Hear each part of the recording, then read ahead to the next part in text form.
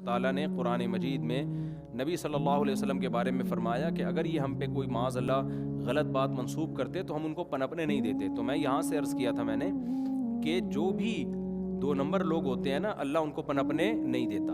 ہاں, جو بے وقوف قسم کے لوگ ہوتے ہیں وہ ان کو فالو کرنا شروع کر دیتے ہیں. تو کسی بھی فیلڈ میں عقل مندوں کا اعتبار ہوتا ہے, احمقوں اور بے وقوفوں کا اعتبار نہیں ہوتا. تو یہ جو روحانی عامل ہے نا, جو بڑی گہری حصار اور جن بھوت, وہ اس کی باتیں آ رہی تھی. تو جن بھوت کا ہمیں, بھوت تو نہیں, جن کا تو ہمیں قرآن و سنت سے ثبوت ملتا ہے. ہم مانیں گے اللہ نے کہہ دیا, لیکن اس کی کیا کیفیت ہوتی ہے, وہ قابو میں آتے ہیں نہیں آتے ہیں, ان چیزوں کا قرآن میں کوئی تذکرہ نہیں ہے. لہذا یہ عامل جو دعویٰ کرتے ہیں ہم نے جنات قابو میں کر لیے, یہ کر لیا, او بھائی یہ تمہاری اپنی کہانی ہے, یہ ہماری کھوپڑی میں نہیں آتی. میں نے آج تک کوئی جن کسی عامل کے قابو میں نہیں دیکھا. البتہ عامل جنات کے قابو میں بہت دیکھے, میں نے بہت دیکھے کہ اس پہ جن آیا ہوا ہوتا ہے, خود اس کو کنٹرول کیا ہوا ہوتا ہے جن نے.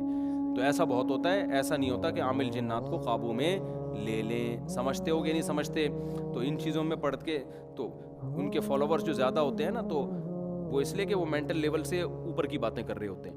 تو 2 طرح کے لیڈر ہوتے ہیں یا 2 طرح کے لوگ ہوتے ہیں جن کو لوگ فالو کرتے ہیں. ایک وہ جو مینٹل لیول کے نیچے نیچے کی بات کرتے ہیں, ان کی بات آسان ہوتی ہے, 2 اور 2 4 کی طرح ہوتی ہے, ان کو عقل مند لوگ فالو کرتے ہیں. اور جو عجیب سی باتیں کر رہے ہوتے ہیں جو آپ کی سمجھ میں ہی نہیں آ رہی ہوتی, ان کو احمق اور بے وقوف لوگ فالو کرتے ہیں. لیکن جو احمق اور بے وقوف کی عقیدت ہے نا, وہ پڑھے لکھے کی عقیدت نہیں ہوتی. وہ پھر ایسی عقیدت کہ آپ کی سوچ سے بھی زیادہ, وہ بہت ہی کا حضرت جی کا ارشاد وطنی. تو خوب سمجھ لو, اپنی زندگی کا اصول بنا لو کہ جو شخص بھی ان لاجیکل باتیں کر رہا ہے اس کے پیچھے کبھی بھی مت چلو. ہاں, یہ ضرور ہے کسی کے شارٹ کلپ دیکھ کے یہ اندازہ لگا لینا کہ یہ اس کی بات ان لاجیکل ہے, فوراً کسی کے بارے میں فیصلہ مت کرو. بعض دفعہ ہمارا کوئی کلپ چل رہا ہوتا ہے, ادھورا کلپ ہوتا ہے, لوگ کہتے ہیں مفتی صاحب نے ان لاجیکل بات کی ہے. وہ جتنے آپ کے اشکالات ہیں نا, وہ دوسرے بیان میں اس تمام اشکالات کے جوابات موجود ہوتے ہیں. سمجھتے ہو؟ تو سننا بھی اسی کو ہے, اور اپنی زندگی کا جو لاہ عمل ہے نا, وہ بھی لاجک کے تحت گزارنا ہے. خوب سمجھ لو. دیکھو, مذہب کی جو تعلیمات لاجک کے مطابق ہوں یا نہ, ان میں تو اسلام کو ماننا ہے.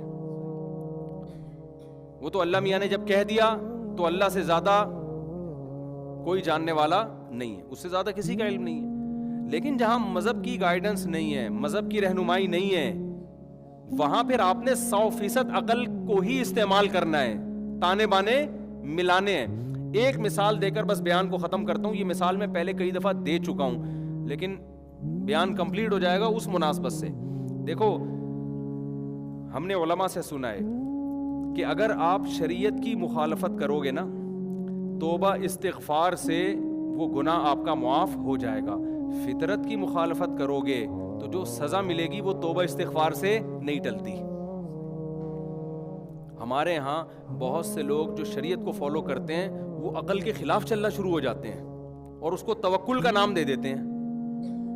مثال کے طور پر, ایک آدمی خدا نخواستہ اس نے کوئی جرم کیا, بد نظری ہو گئی اس سے, شریعت کے خلاف کیا نا. کسی بھی عالم مفتی کے پاس آئے گا, عالم مفتی پوچھے گا اس سے, بھائی تم سے کیا جرم ہوا؟ وہ کہتا ہے بھائی مجھ سے بد نظری ہوئی ہے, مجھے بتائیں اس کی کیا تلافی ہے. تو وہ کیا کہے گا؟ کیا کرو؟ توبہ کرو. توبہ کرنے سے اس کے تمام سائیڈ ایفیکٹ کیا ہو جائیں گے؟ ختم. التائب من الذنب کمن لا ذنب لہ, حدیث میں آتا ہے گناہ سے توبہ کرنے والا ایسا ہے جیسے اس سے گناہ کبھی ہوا ہی نہیں ہے. ایک غلطی ہے. دوسری غلطی کیا ہے؟ موم بتی جل رہی تھی, آگ لگی ہوئی ہے اس میں, آپ نے کہا یار میرا ایمان اپنا میں جانچتا ہوں ذرا, میرا اللہ پہ توکل, آگ پہ زیادہ توکل ہے یا اللہ پہ زیادہ ہے؟ تو میں اللہ پہ توکل کرتا ہوں, اس موم بتی میں ہاتھ ڈالوں گا, اللہ چاہے گا تو ہاتھ میرا نہیں جلے گا. آپ نے اس انگلی میں, اس آگ میں انگلی داخل کر دی, وہ آگ لازماً آپ کے ہاتھ کو جلائے گی, کیونکہ آپ ابراہیم علیہ السلام نہیں ہیں. اللہ نے ابراہیم علیہ السلام سے وعدہ کیا تھا کہ آگ میں ڈال دیں گے میں بچا لوں گا. آپ میرے اور آپ سے اللہ نے ایسا کوئی وعدہ نہیں کیا. اس لیے اللہ پہ توکل کا سہارا لے کے ہمارے لیے آگ میں انگلی داخل کرنا جائز ہو جائے گا؟ جائز نہیں ہوگا, کتنا بھی توکل ہو. آپ نے کہا یار اللہ سے ہوتا ہے, ہمارے تبلیغ والے کہتے ہیں بالکل صحیح کہتے ہیں کہ اللہ سے ہوتا ہے, اللہ کے غیر سے نہیں ہوتا. آپ نے کہا اچھا اللہ سے ہوتا ہے, تو میں ابھی بجلی کے کھمبے میں نا یہ یا یہ جو ہے نا یہ آپ تک پلک لگاتے میں 2 انگلیاں ڈالوں گا اور تم بٹن آن کر دینا, اللہ کا حکم ہوگا تو کرنٹ لگے گا, نہیں لگے گا, نہیں حکم ہوگا تو نہیں لگے گا, اور مجھے یقین ہے کہ اللہ کا حکم ہوگا کہ نہیں لگے گا. آپ نے انگلیاں ڈالیں اور جیسے ہی آن ہوں گے تو آپ مریں گے. آپ کے بچنے کا ایک ہی طریقہ ہے کہ کوئی آپ کو بچانے کی کوشش کرے. آپ کو اگر جو بچانے کی کوشش کرے گا نا تو پھر آپ بچ جائیں گے. وہ کیا ہو جائے گا, کیونکہ کرنٹ پارسل ہو جائے گا ادھر کو. کہتے ہیں اس کو کرنٹ لگا ہوا, اس کو اگر کھینچو بھی نا تو وہ بچ جائے, آپ کے مرنے کے چانسز بڑھ جاتے ہیں. تو یہ کیا, یہ کس سے پھٹا کر رہے ہو آپ؟ شریعت سے نہیں, کس سے؟ نیچر سے. اللہ کے نیچر کے جو اصول ہیں وہ تبدیل نہیں ہوتے. وہ تو کبھی معجزہ ہو جائے تو ہو جاتے ہیں, ورنہ نہیں ہوتے, وہ کبھی بھی تبدیل نہیں ہوتے. اب جناب آپ کو لگا پاورفل قسم کا کرنٹ, آپ اندر سے آڑے ترچھے ہو گئے, بالکل فرمائی آپ کا ٹیڑھا ہو گیا, پہچان میں ہی نہیں آ رہے کہ کون سا بندہ ہے. یا آپ نے آگ میں انگلی ڈالی اور وہ انگلی آپ کی کیا ہو گئی, جل گئی. اب آپ آئے مفتی صاحب کے پاس, مفتی صاحب مجھ سے غلطی ہوئی ہے, میں نے آگ میں اپنے آپ کو جلا دیا ہے. تو مفتی صاحب کہیں گے توبہ کرو بھائی, یہی کہیں گے نا. تو آپ کہیں گے بھائی توبہ کرنے سے کیا ہوگا؟ وہ کہیں گے صرف گناہ معاف ہوگا آپ کا. کہ حماقت کیوں کی؟ کہ بھئی حدیث میں تو آتا ہے جو توبہ کرے وہ ایسے جیسے گناہ کیا ہی نہیں. تو میں نے جب آگ میں انگلی ڈالنے سے آئندہ کے لیے توبہ کر لی تو میں تو ایسے ہوں جیسے گناہ کیا ہی نہیں, لہذا میرا زخم خود بخود ٹھیک ہو جائے.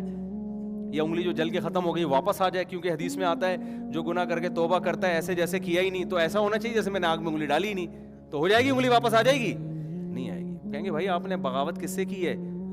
فطرت سے کی, آپ نے نیچر سے لڑے ہو. آپ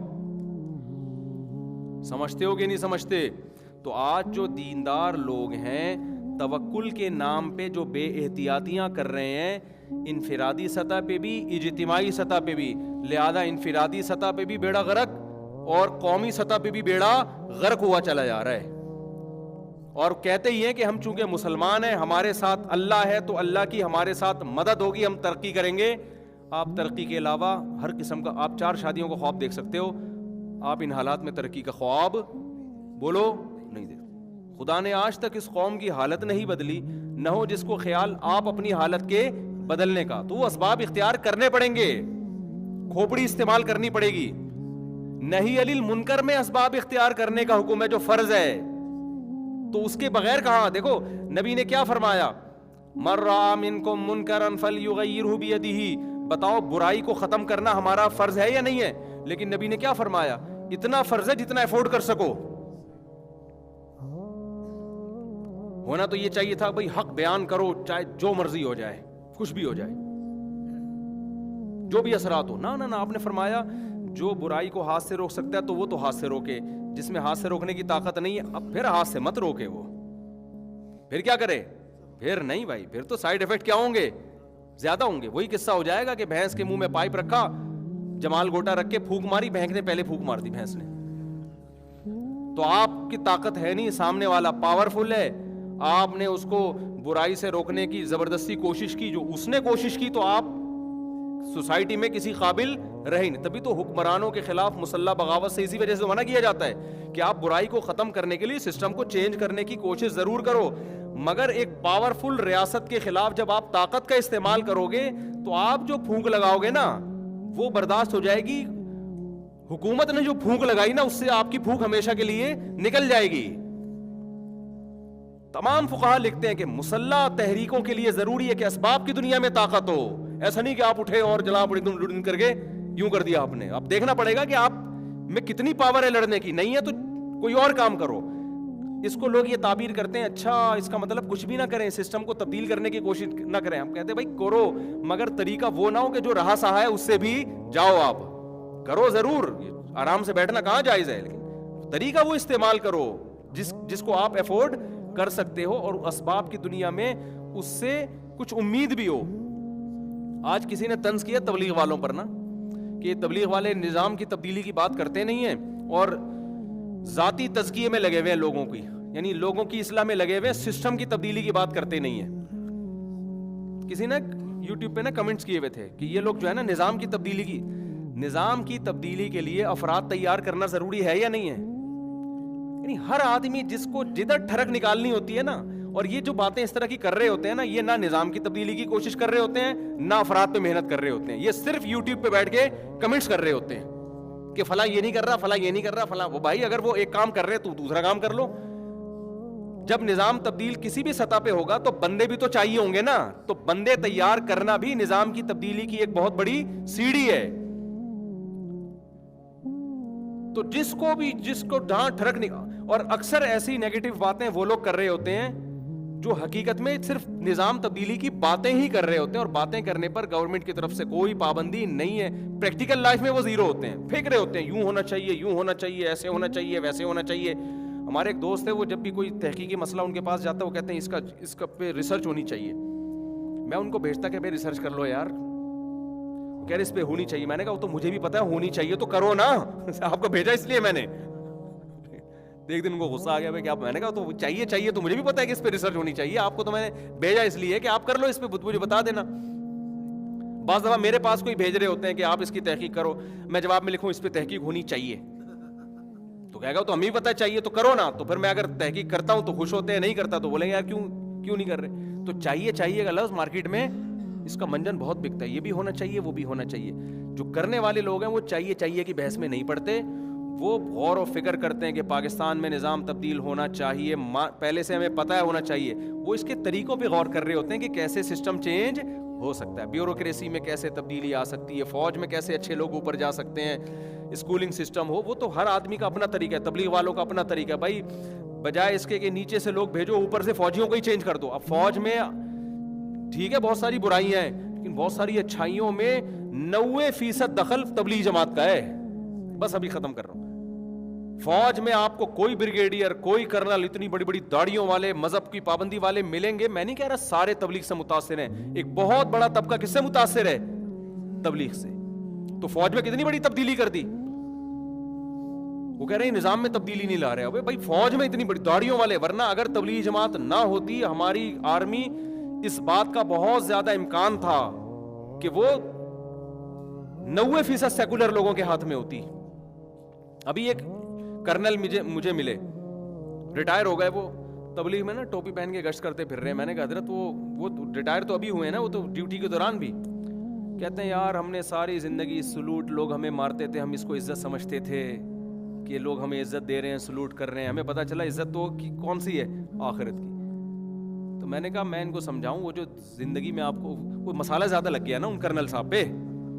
میں نے کہا حضرت وہ جو آپ کو لوگ سلوٹ کرتے تھے وہ بھی دین کا حصہ تھا. ایک کنٹری ہے, اس میں اگر فوج کے ماتحت آدمی اپنے جو ہے نا آفیسر کو سلوٹ نہیں کرے گا تو یہ نظام کیسے چلے گا. اس کو بھی مذہب کا حصہ سمجھو نا. بعض لوگوں پہ مسالہ کیا لگ جاتا ہے, جون پور کے قاضی بن جاتے ہیں وہ, تو وہ اس کو غلط سمجھ رہے ہیں کہ جو مجھے سلوٹ مارا کرتے ہیں. میں نے کہا یہ تھوڑا زیادہ ہو گیا, اس کو تھوڑا سا کیا کر لیں, یہ تو سسٹم ہے, یہ تو سسٹم کا حصہ ہے, اور اس پہ تو اللہ کا شکر ادا کریں, اللہ نے آپ کو عزت دی ہے کہ ماتحت لوگ آپ کو سلوٹ کر رہے ہیں. ہاں تکبر نہ کرے انسان. تو ہر آدمی جو بھی پازیٹیو کام کر رہا ہے اس کو پروموٹ کرو. تبلیغ کا بہت بڑا کام ہے. تو بہت زیادہ اللہ نے کام لیا فوج میں اور بیوروکریسی میں. ججز ہیں بہت سارے جو لگے جماعتوں میں. ہاں جو کام نہیں, جو شعبہ خالی ہے اس پہ آپ محنت کرو نا, اس پہ کیا کرو, اس پہ آپ محنت کرو. افراد ہی ٹھیک نہیں ہوں گے تو وہ سسٹم تبدیلی کی بات بھی ان کی کھوپڑی میں نہیں آئے گی. وہ کہے گا ابے مزے اڑا, یہ کیا سسٹم, اسلامی سلطنت, اسلامی ریاست, یہ سب فضول, معاذ اللہ فضول باتیں. تو مسجدیں آباد ہوتی ہیں اور لوگوں میں ایک شعور پیدا ہوتا ہے, تو لوگ ہی تو پھر آگے, پیغمبر تھوڑی آئیں گے دوبارہ کوئی, تو لوگ ہی مسلمان ہی سارے کام کریں گے. تو اس لیے میں کیا عرض کر رہا تھا, بس بات کو ایک جملے میں اب سینٹنس میں ختم کرتا ہوں کہ ان لاجیکل کام آپ کو کرنے کی اجازت نہیں ہے اللہ پہ توکل کا لیبل لگا کے. تو جب نہیں علی المنکر میں نہیں ہے, اس میں نبی نے فرمایا اپنی استطاعت دیکھو, استطاعت ہے تو ٹھیک ہے, نہیں ہے تو زبان پہ آ جاؤ. فمن لم یستطع فبلسانہ, زبان سے کہنے پر اکتفا کرو. اور اگر اس کی بھی طاقت نہیں ہے فبقلبہ, تو بقلبہ کا مطلب یہ نہیں کہ دل سے برا سمجھو. بقلبہ کا مطلب دل سے تبدیل کرو. دل سے تبدیل کا مطلب دل میں یہ نیت کر رکھو کہ اللہ ابھی تو میں بول بھی نہیں سکتا, جو مجھے ذرائع اور وسائل ملے نا جتنا کام کرنے کی, جتنا برائی کو دنیا سے ختم کرنے کی, میں وہ تمام سوٹیبل ذرائع اور تمام سوٹیبل وسائل میں اختیار کروں گا. میں ایسے نہیں بیٹھوں گا, جتنے بھی جو بھی سوٹیبل طریقہ ہوگا تو وہ میں اختیار کروں گا. تو وہ نبی کا بھی یہی سیرت ہے تمام انبیاء کی یہی سیرت ہے اور قیامت تک یہی طریقہ چلے گا. ایسا کام کرنا جس میں لینے کے دینے پڑنے کا خطرہ ہو, تو کتنا ہی اچھا لیبل لگاؤ گے, کتنا ہی اخلاص ہوگا, تو اللہ اس میں آپ کی مدد نہیں کرے گا. جیسے ایک آدمی آگ میں انگلی ڈالتا ہے کسی ہندو کو دکھانے کے لیے کہ میری انگلی نہیں جلے گی, دیکھنا یہ اس کی علامت ہوگی کہ ہم سچے ہیں. تو اللہ نے کب تجھے کہا کہ بھائی تیرا ہاتھ نہیں جلے گا, پھر بھی ہاتھ جلے گا, ٹھیک ہے نا. ہاں بعض دفعہ اللہ کی طرف سے کسی پر الہام ہو جاتا ہے, جیسے کرامات کے ایسے واقع ہے. وہ الہام جیسے موسیٰ علیہ السلام کی ماں پر الہام ہوا کہ اس بچے کو صندوقچے میں ڈال دو, ہم بچا لیں گے. پھر ان کے لیے صندوق میں ڈالنا کیا ہو گیا, حلال ہو گیا. وہ بعض دفعہ وہ اللہ کی طرف سے ایسا قوی الہام ہوتا ہے, وہ دوسرے کے لیے تو حجت نہیں ہوتا, لیکن جس پر ہوتا ہے اس کے لیے وہ حجت ہوتا ہے.